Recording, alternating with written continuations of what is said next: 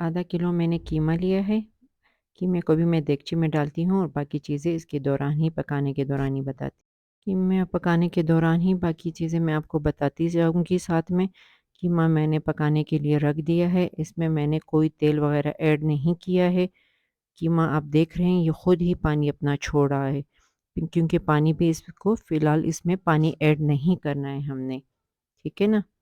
Same आप इसने इसी तरीके से बनाना है, बिल्कुल आपने पानी इसमें ऐड नहीं करना है। ये बच्चों के लंच के लिए मैं बना रही हूँ, आप इसको अफ्तारी में भी बना सकते हैं रमज़ान में, और अगर चाय वग़ैरह शाम की चाय वग़ैरह के लिए भी आप इसे बना सकते हैं, और ये ज़्यादा स्पाइसी नहीं है।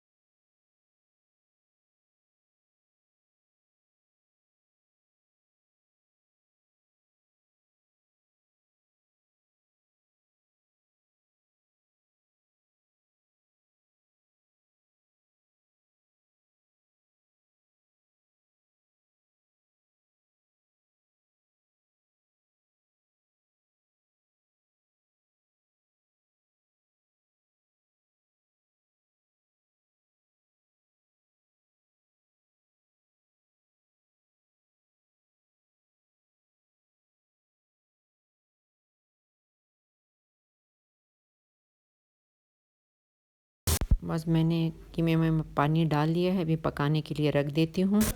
हमारा कीमा इस वक्त बहुत अच्छे तरीके से पक चुका है, बिल्कुल गल चुका है। इस दौरान में हम अभी इसमें 3 खाने के चम्मच दही ऐड करेंगे।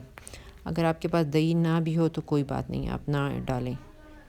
और फिर दही में अच्छी तरह भी भूनेंगे इसको, और इसका कीमे का पानी बिल्कुल हम लोगों ने खुश्क करना है, ताकि नमी बिल्कुल ना रहे, क्योंकि हमने भी इसमें वेजिटेबल भी मिलाने हैं ना, और वेजिटेबल भी मैंने काट के रखे हुए हैं।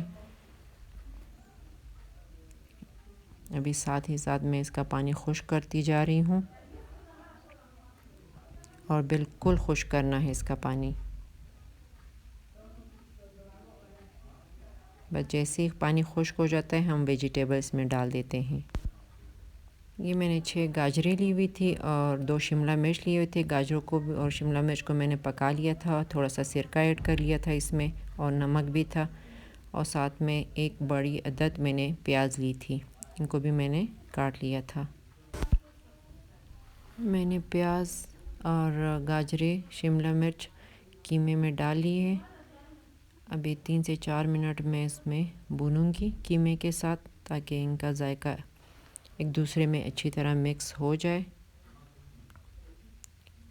और इसके बाद मैं इसमें सिरका डालूंगी 1 खाने का चम्मच, और 1 खाने का चम्मच मैं इसमें सोया सॉस डालूंगी। अभी मैं 1 खाने का चम्मच इसमें सिरका डाल रही हूँ, और साथ ही 1 खाने का चम्मच मैं इसमें सोया सॉस डालूंगी। सिरका वहाँ पे भी मैंने थोड़ा सा गाजरों और शिमला मिर्च के साथ मैंने डाला था, और अभी प्याज में भी डाल रही हूँ, क्योंकि इससे इसकी शेल्फ़ लाइफ बढ़ जाती है और जायका जल्दी ख़राब भी नहीं होता सिरके की वजह से, तो इसीलिए मैं इसमें डाल रही हूँ।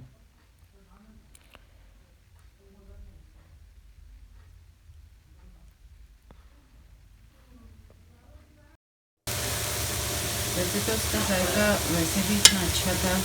अगर मैंने बच्चों के लिए 2 खाने के चम्मच इसमें केचप डाल दिया, गार्लिक केचप मैंने इसमें डाल दिया, सिर्फ 2 खाने के चम्मच। इससे जायका थोड़ा और ही अच्छा आ जाता है।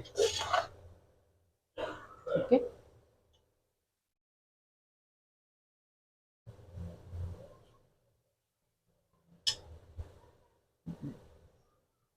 बस अभी हम चूल्हा ऑफ कर देंगे। ये हमारे रोल के लिए जो है का मटेरियल बिल्कुल तैयार हो चुका है। ये मैंने बीफ का कीमा लिया था, आप चिकन का भी ले सकते हैं और मटन का भी ले सकते हैं, बीफ का भी ले सकते हैं, आपकी मर्जी है जो भी पकाना चाहो। ठीक है, बस जैसे ही सब कुछ मटेरियल पूरा तैयार हो गया, अभी मैंने रोल की पट्टी ली है। 2 खाने के चम्मच में इसमें कीमा ऐड करूँगी। बस आपने इस तरह से थोड़ा बहुत फैला लेना है। और ये मैंने आटे वाली लाई ली है। आपके घर में मैदा हो, आप मैदा भी इस्तेमाल कर सकते हैं, घर का आटा भी इस्तेमाल कर सकते हैं। पहले ये दोनों कोनों से लिया हमने बंद किया, फिर ये ऊपर से लिया, फिर इसे अभी अच्छी तरह टाइट करके हम इसे बंद कर लेंगे रोल को। और अभी इसकी सिरे के ऊपर फिर थोड़ा सा आटा मैं लगाऊंगी और बस बंद कर दूंगी।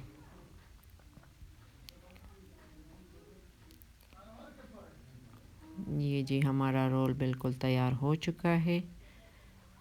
मैंने बाकी रोल भी तैयार कर लिए थे पहले से ही, और एक एक करके मैंने सारे रख दिए थे। बस सुबह लंच के लिए बच्चों के लिए मैं तैयार कर लूँगी और उनको दूँगी।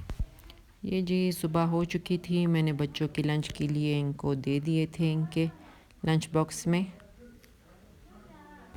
और एक रोल मैंने आपको दिखाने के लिए रख दिया था ताकि मैं आपको दिखा सकूं कि ये अंदर से किस तरह बना हुआ है।